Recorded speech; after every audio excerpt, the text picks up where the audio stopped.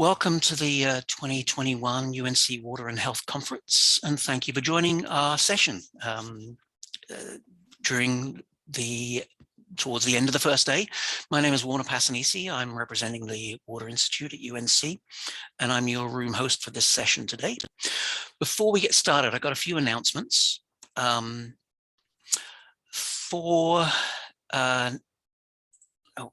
get that. Just want to encourage all participants here to attend the networking that's on Remo later this afternoon, actually just at the end of this session. And for those of you who haven't registered, instructions are on the website on how to register at the Remo site for that networking.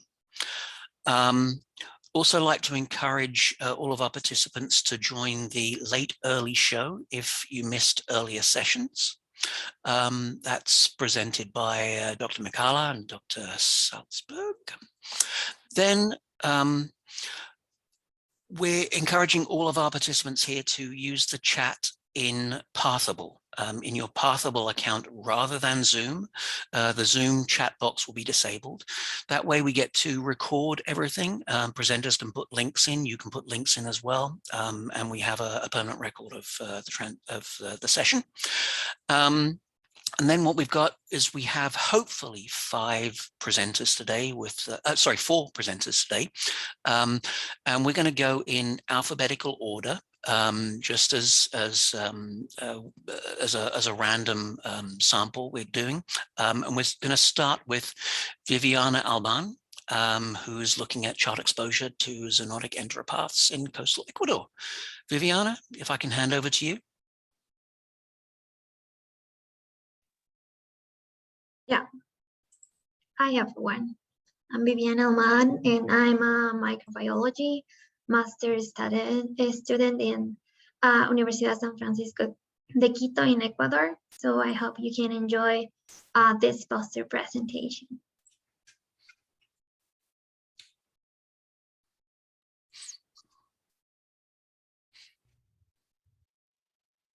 Presentation and time. Hi everyone, welcome to this poster presentation entitled Child Exposure to Zoonotic Enteropathogens in Coastal Ecuador. We conducted a converging mixed methods study combining qualitative and microbiological approaches to understand how children are exposed to animals in their feces. In recent years, traditional water, sanitation, and hygiene intervention trials have not successfully prevented enteric infections in this type of settings. And so one of the possible explanations for these outcomes may be the prevalence of animal-associated fecal contamination and therefore persistent child exposure to zoonotic pathogens in the environment. And this exposure is more common in low and middle income settings where animal feces are insufficiently separated from domestic environments. So efforts are needed to understand how children are exposed to animal feces via methods such as interviews and observations, but also additional data are needed to assess the prevalence and concentrations of zoonotic pathogens from animal feces by a field and lab-based approaches. So our study aimed to answer 4 research questions. First, how are children exposed to animals in their feces, which were answered by using qualitative go-along interviews and observations with animal-owning mothers of children under 2 years old. Second, what pathogens are present and at what concentrations, which we answered by using microbiological techniques. So we sampled feces from different animal types, and we used qPCR assays to quantify Salmonella, Campylobacter, Shiga-toxin, E. coli producer, and atypical enteropathogenic E. coli. And also we used an ELISA assay to identify cryptosporidium parvo. So the qualitative and microdata were collected at the same time, analyzed independently, and then the results were interpreted together to answer 2 additional questions, which were which animals pose a high risk to child exposure and health, And do these exposure pathways vary along an urban-rural region? So this project was developed in northwestern coastal Ecuador in a province called Esmeraldas. In Esmeralda City, which is the capital of the province and the principal trading center for agriculture and lumber, was defined as the urban area. Prevalence, the city that connects some remote villages to resources, was considered a semi-rural area, and we select Maldonado, Santo Domingo, and Colón de Onsole as rural communities with and without road access. Qualitative interviews and observations show that children were exposed to animal feces through consumption of soil and feces firsthand, hand-to-mouth behaviors, and also object-to-mouth behaviors. We also observed interpersonal interactions that lead to child exposure. For example, siblings put their hands into children's mouth. Free-roaming chicken and dog species were abundant in the environment and were most prominent in rural and semi-rural communities. At the microbiological level, the semi-rural area was the site with the highest prevalence of enteropathogens, as seen in the circles, particularly for atypical enteropathogenic E. coli and Salmonella. Chickens, shown in purple, and dogs in yellow, not only seem to be positive for all the analyzed pathogens across all sites, but also show a higher rate of co-infections and loads reaching concentration of 10 to the 7 to 10 to the 8 gene copies per gram of feces. So overall, this mixed methods study found that animals represent a risk of exposure to enteropathogens across all regions, and that free-roaming dogs and chickens pose the highest exposure risk to children, given their ubiquity in the study setting, also high amounts of their feces observed in the environments, and the prevalence and high concentrations of enteropathogens in their feces. So more efficacious and transformative interventions are needed to interrupt this fecal-oral microbial transmission in children that live in highly contaminated environments. You can scan the QR code to see additional information from our work. Thanks for attending and see you in the Q&A section. Thank you, Viviana. Thank you. So thank you, Viviane. We're looking for any questions you might have for Viviana. And again, just a reminder for those who are coming late, we're trying to do questions either in Pathable, directly in Pathable, or you can raise your hand here in Zoom. We're not using the chat in Zoom. That way we can record, and we can also have a little bit more detail after the session as well. Does anybody have any questions for Viviana? And April, I see April is here as well.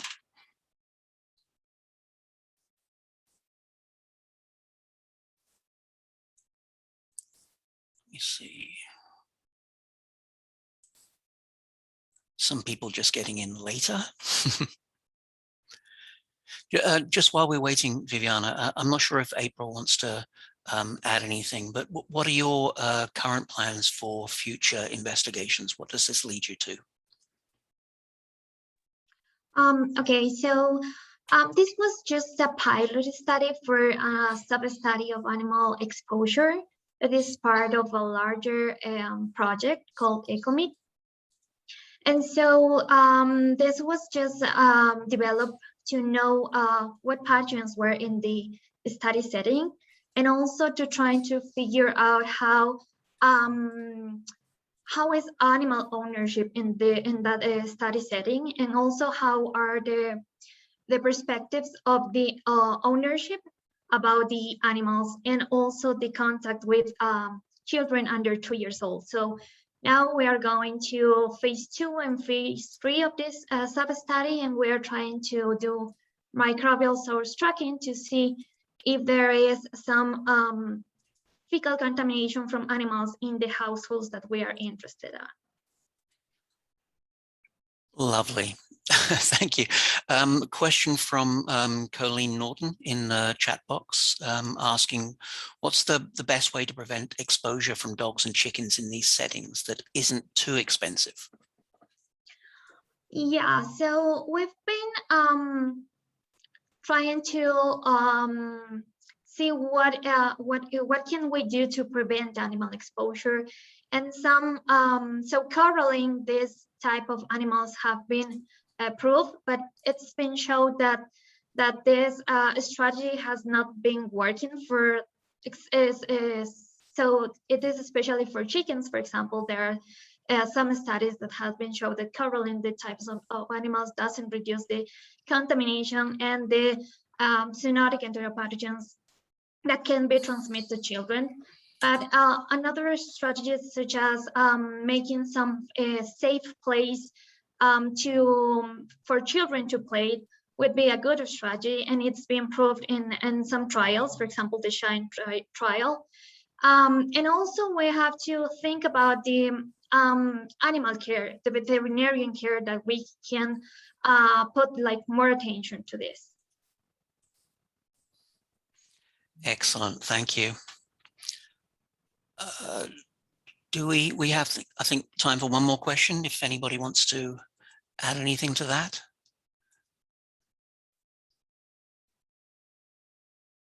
Okay, beautiful, Viviana. April, thank you very much for that. Really appreciate that. Again, people can still ask questions and follow up in the chat and Pathable, please. Thank you very much. We're going to move now to Drew Capone. Drew, are you ready? And have fun. Yeah. Hey, good afternoon, everyone. I'm Drew Capone, postdoctoral fellow here at UNC. Hope you enjoy my presentation.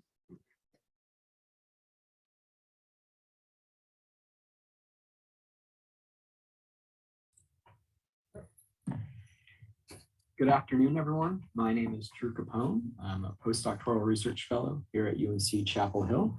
And today I will be talking about my work titled A Mass Balance Approach to Model the Localized Transport of Child Feces and Fecal Sludges to Soils. For those who aren't familiar, a mass balance is simply an application of the conservation of mass to a physical system. Simply put, the inputs to my system must equal the outputs of my system, considering the generation, consumption, and accumulation that go on inside of my system boundaries. So we wanted to apply this mass balance approach, and our research aim was to estimate the mass of child feces and fecal sludges transported to soils in a couple different scenarios, using a stochastic mass balance of Ascaris, the soil transmitted element, of the ova of the Ascaris, in each matrix. And we did this using data from the Putu sanitation trial, which took place in urban Putu, Mozambique, as you can see there on the bottom left. Now, moving to the methods, you'll see a rectangle here, which is the boundary of my system. And I define the boundary of the system as a compound wall that surrounds the average living environment of a compound in the slums of Maputo.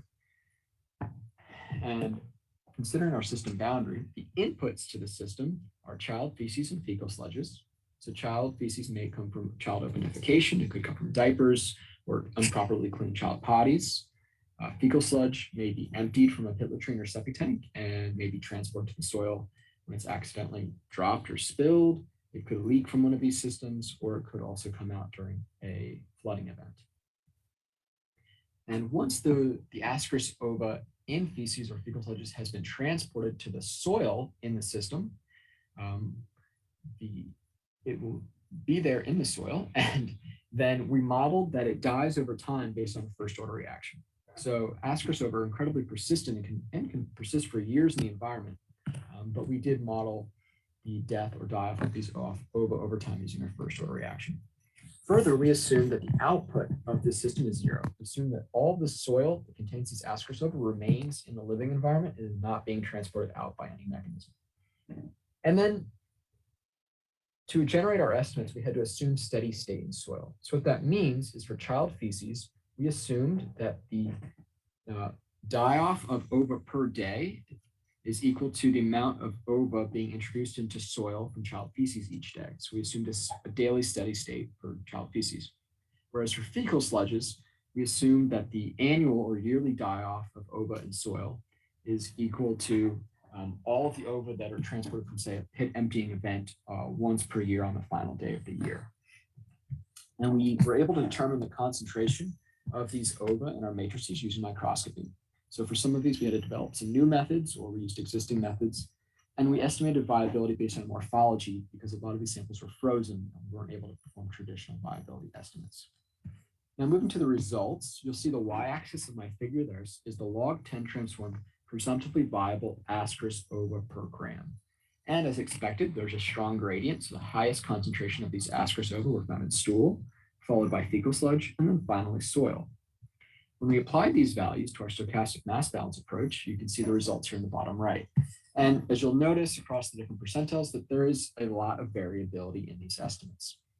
But simply put, in scenario 1, where we modeled that all the Ascaris ova found in soil are from child feces, the median estimate suggests about 3 grams of child feces per day transported to soil in this setting could plausibly explain all the ova that we're finding in soil.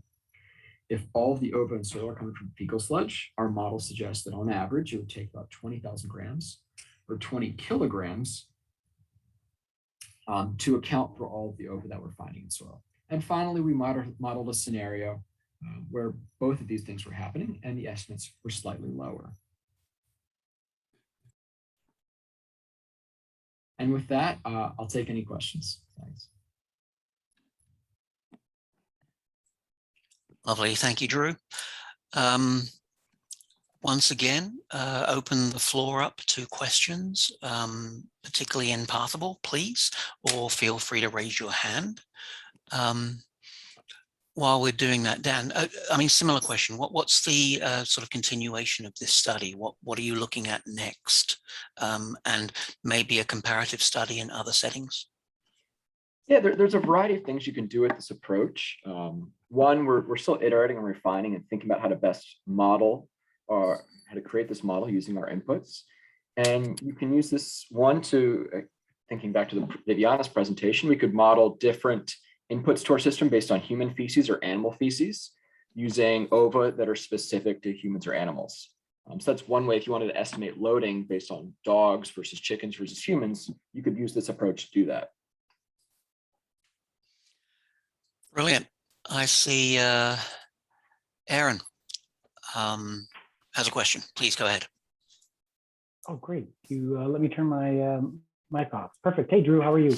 Hey, quick question. Good, so when you look at this work, what would you decide then is more important for us to look at in terms of a source of environmental pathogens? Or should we be looking more then at the sanitation process or the people process and what's going on and the losses there? Because it seems like 3 grams versus 20 kilograms, that's a huge difference. If you're looking for a source of contamination, I'd be inclined to think that 3 grams is a lot more probable. Yeah, and if you look at, especially look at the emptying data from the MAPSAN trial, there was very little emptying that was going on within the past year.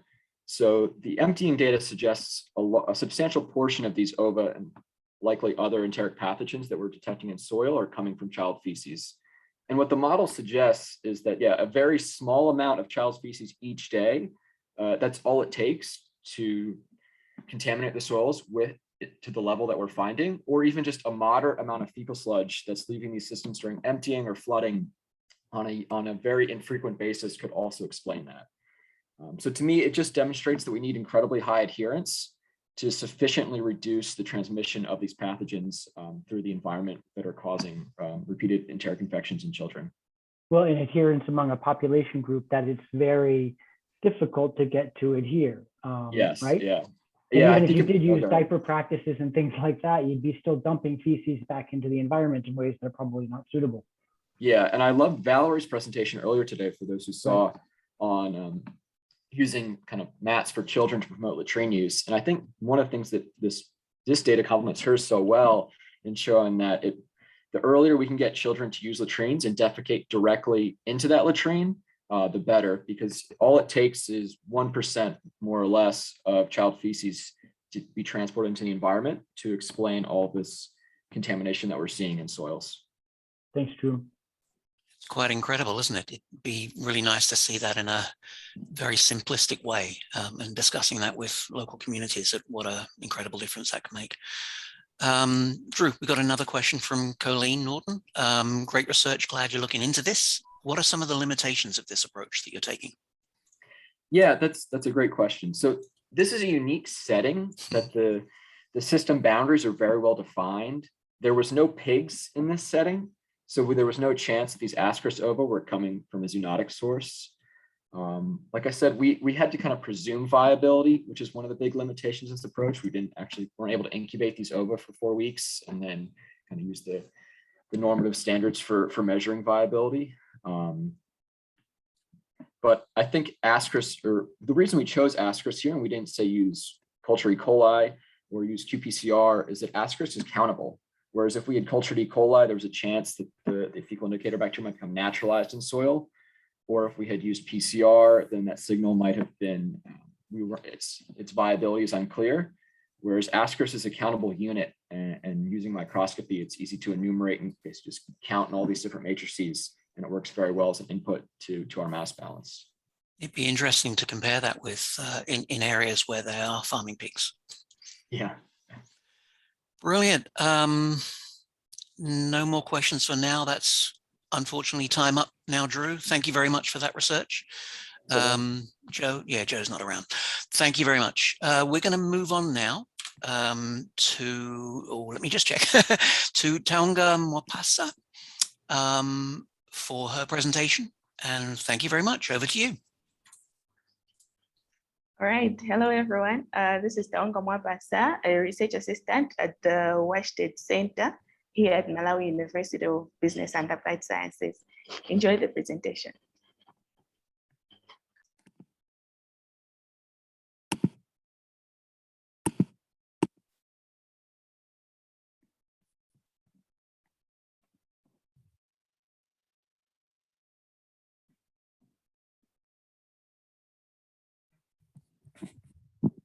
Hello, everyone.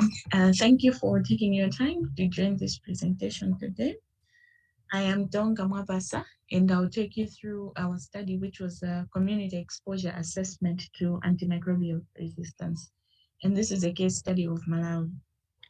So just a little bit of background, AMR remains one of the greatest global health threats. And currently its transmission has been linked to poor water sanitation and hygiene. In low and middle income countries, such as Malawi, poor water sanitation and hygiene is a pre-existing challenge, which puts its population at a greater risk of exposure to AMR. However, transmission pathways of AMR within the wider community environment have not been fully explored, since efforts have previously focused on the healthcare sector. So our study, therefore, aimed at exploring potential human and animal exposure to AMR, and this was in the community environment. So to achieve this, we based our methods on the principles of the SANIPATH 2. This is a fecal exposure assessment tool, which we adapted and used in the AMR context.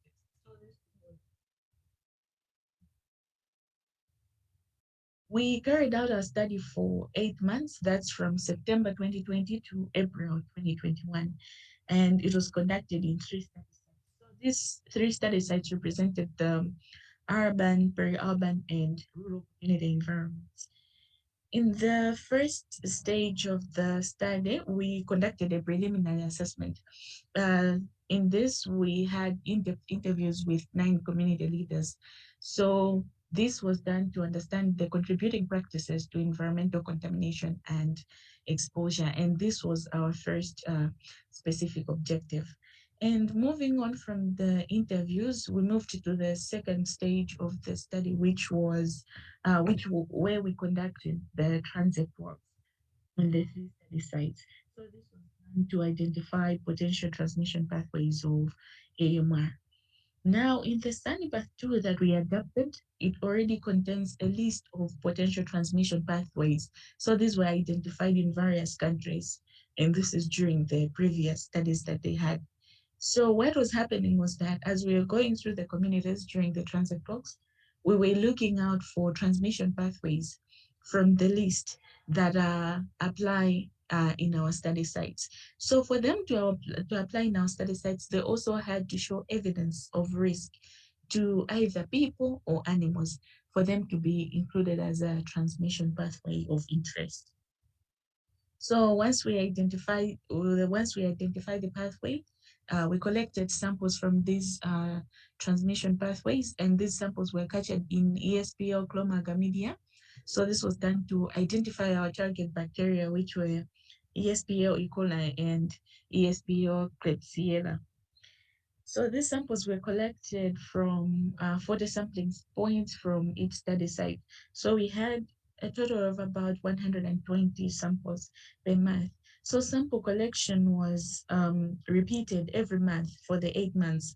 This was just to capture if the differences in the seasonality also affect presence of these ESBLs in the communities. So moving on to the results. From the interviews, we learned that poor sanitation infrastructure often led to open drains that potentially become transmission pathways. In addition to the poor infrastructure, it was also reported that poor wash practices, particularly poor solid and animal waste disposal in all the 3 study sites also lead to contaminated environments that are potential transmission pathways. So both infrastructure and poor practices led to contaminated environments. So during the transit walks, we identified a number of transmission pathways and how people and animals are exposed to them. Most of the exposure was through contact and ingestion, as shown on the table on the lower left side of the poster. So from these pathways, the ones that have been listed in the poster, we grouped our transmission pathways into 4 categories. That's the drains, the standing water, the soil, and environmental swabs. So environmental swabs were collected from area of frequent communal contacts, such as borehole handles. So samples were collected in these categories and analyzed. So this figure 4 on the poster just shows pictures of the examples of the exposure pathways. So we have standing water in the open well, drains, and the borehole handles. And moving on to microbiological results, we had a total number of 960 samples. And from these, most of them were drains, making a total of 44%, followed by standing water, showing that drains and standing water were the major transmission pathways within these communities. So when tested for ESBL and Klebsiella, or ESBL E. coli and Klebsiella, over half of the drains, standing water, and soil were positive for ESBL. More negatives. And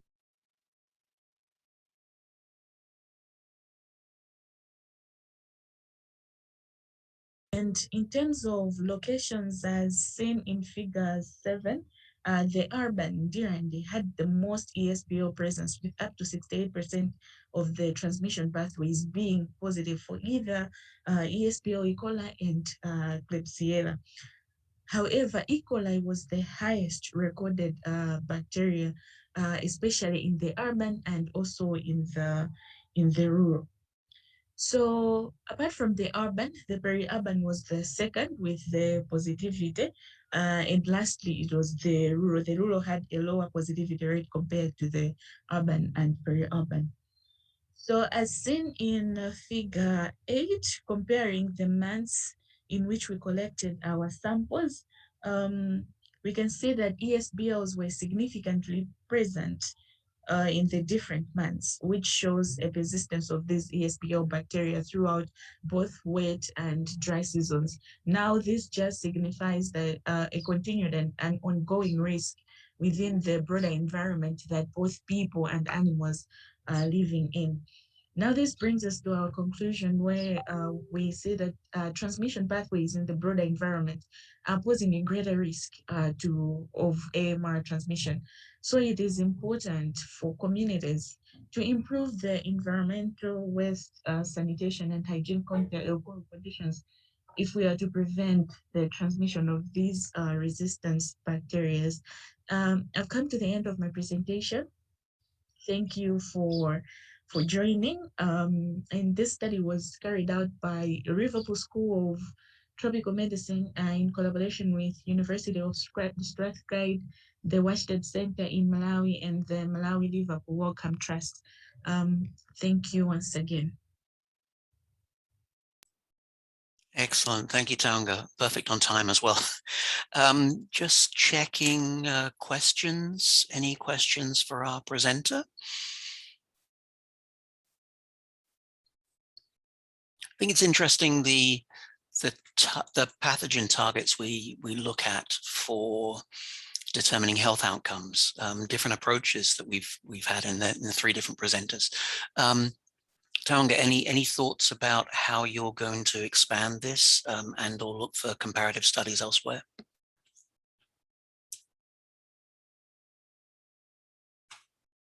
Oh, I think you're still on mute. Can you let me? I can unmute. Yeah. How's Right. that? There. Okay. Yeah. Okay. Thank you. So this was a formative study, I must say. We first conducted this study in households. It was part of the larger project that we were conducting. The name of the study was Drivers of Resistance in Uganda and Malawi. So after we conducted the study in the household setting, this one now was a comparative study, I must say. And from the findings that we have, we are still doing the comparison to see the other studies that we can come up with, if any interventions. Are there and the any comparative study, we have the same in Uganda currently underway. Excellent. I mean, similar to Colleen's question from before, do you see any particular way forward in low cost focus for change in behavior that might affect those results? Yes, mostly the change in infrastructure might greatly affect these results, because most of these transmission pathways are because of poor infrastructure, especially toilets and bathrooms in the urban. So if people are just to change the way they construct their toilets with better drainage, I think these numbers would be way less. It's interesting just looking at some of the comments from previous presentations as well, the potential benefit from removing sludge or removing feces or isolating certain areas or doing your comparative study in areas without any livestock.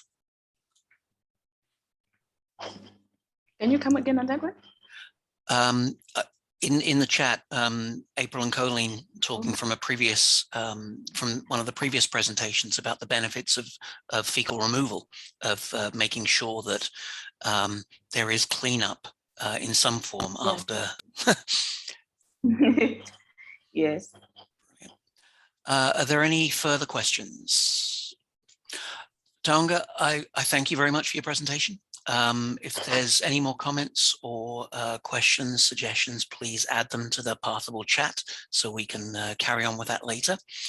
Thank you very much, Taonga. We're going to pass over now to Naomi, who I think is on.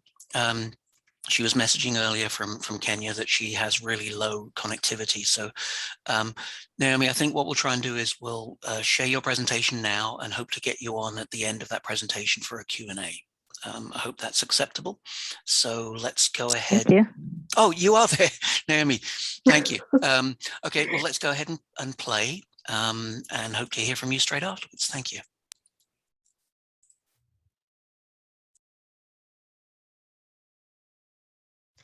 Hello, everybody. My name is Naomi Korir from Naivasha Limited in Kenya, Naivasha, Kenya.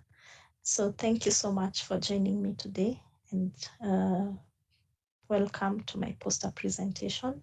I will be talking to you about a study that we did here in Naivasha to evaluate the prevalence and changes in antimicrobial resistant fecal organisms in fecal sludge and wastewater treatment plants in Naivasha, Kenya. So before I start, I'd like to acknowledge the CDC, the Division of Foodborne, Waterborne, and Environmental Diseases, specifically Amy Kirby, Jane Murphy, and David Parendes. So to this study, so antimicrobial resistance, also known as AMR, is a global threat to public health. And in community settings where poor water, sanitation, and hygiene conditions exist, there's a potential to spread these AMR pathogens from the environment to humans. So to begin to understand the distribution of these AMR pathogens at different points in the sanitation chain, we sampled from fecal waste entering into 2 existing treatment plants in Naivasha, Kenya.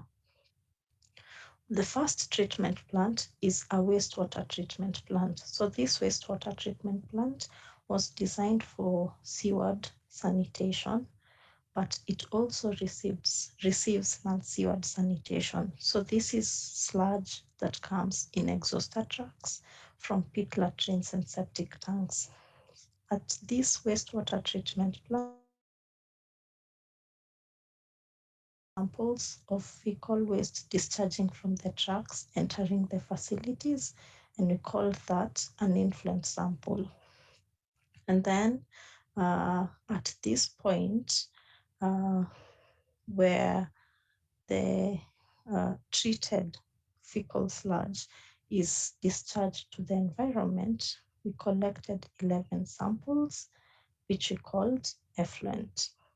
So that other treatment plant that we sampled from is a fecal sludge treatment plant. And this one was specifically designed to receive and treat sludge from non-seaward sanitation. So specifically sludge that comes from septic tanks and pit latrines, and it comes in exhauster trucks.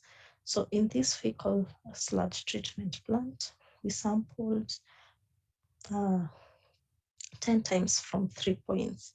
We sampled from the reception tank, which is the place where exhauster trucks dump, and we called that an influent sample.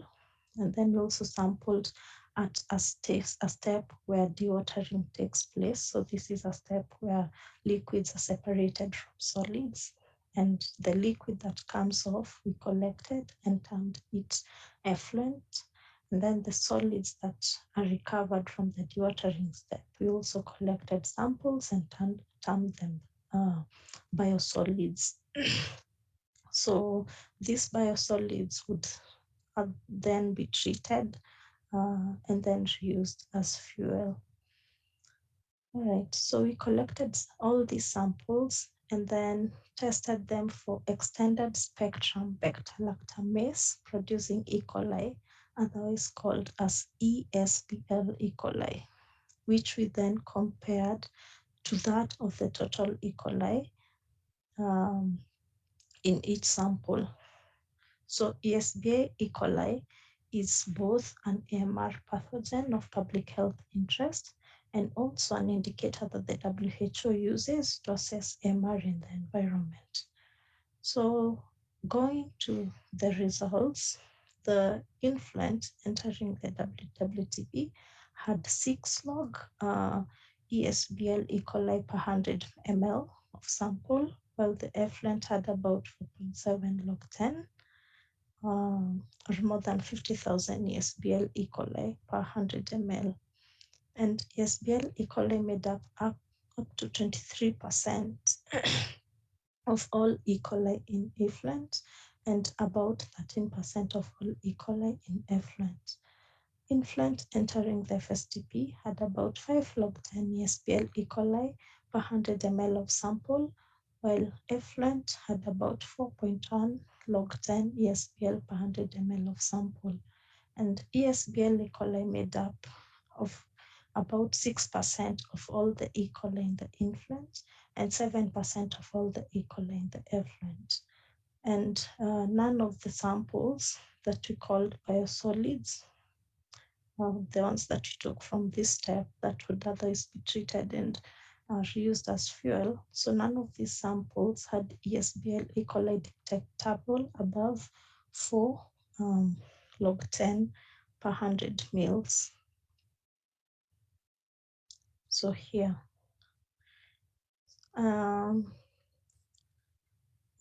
so what we learned from this study is that ESBL as a proxy for other antimicrobial resistant organisms is readily detectable in fecal waste, both entering and exiting treatment plants.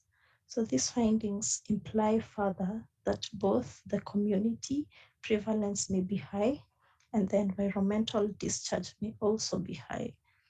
The high proportions of this ESBL E. coli relative to the general E. coli suggest that treatment systems for fecal waste in low and middle income countries need to consider how to address AMR pathogens in the near future. And then again, field practical methods like the ones employed in this study can be used to determine efficacy of treatment plants as well as for routine surveillance in low and middle income countries. So thank you so much for your time. I welcome questions at this juncture.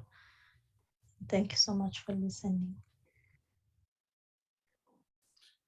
Thank you, Naomi. Really appreciate that. I just want to stress that one reason why we're doing this format is to allow even more people to participate with low connectivity. Having something pre-prepared really helps. And as I speak, I'm in the middle of a torrential downpour right here. Do we have any more questions? We're limited on time. Any questions at all for Naomi? We got one from Colleen again. Thank you, Colleen. How do these results, the levels of AMR, compare to other studies in other countries? Just checking you're still with us, Naomi. Yes, I'm here. Excellent. Can you hear me? Yes, loud and clear. Please go ahead. Yeah, thanks, Colleen, for your question. So I would say that I think this is maybe one of the newest studies that have been done in comparison to treatment plants. So comparing a treatment plant to a fecal sludge treatment plant. And I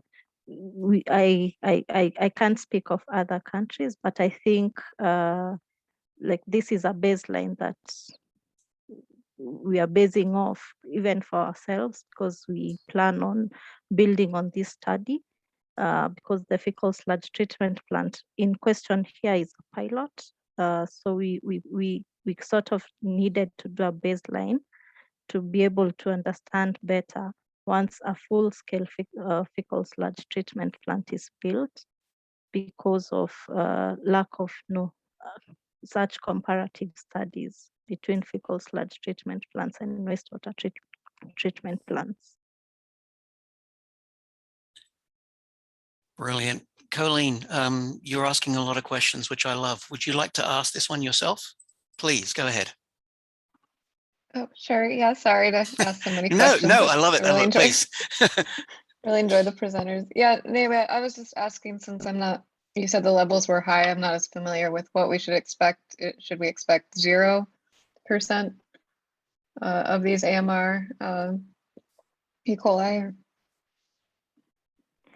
Yeah, so the levels are high compared to, I mean, AMR pathogens, you don't expect them to be above certain levels.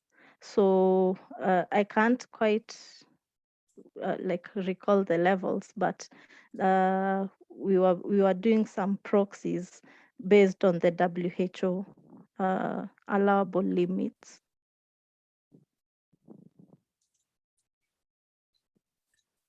Brilliant. Thank you. Yeah, I mean, I think that's all the time we have at the moment. Thank you so much for connecting. I really appreciate that. I want to thank all of the presenters. I encourage anybody as well that the Pathable link will stay open. If you want to share any links or make any more suggestions to the presenters, please feel free to. Other than that, again, I encourage you to go to the other sessions which are taking place in 15 minutes. Thank you again for everybody participating, and look to see you again very soon. Thank you very much.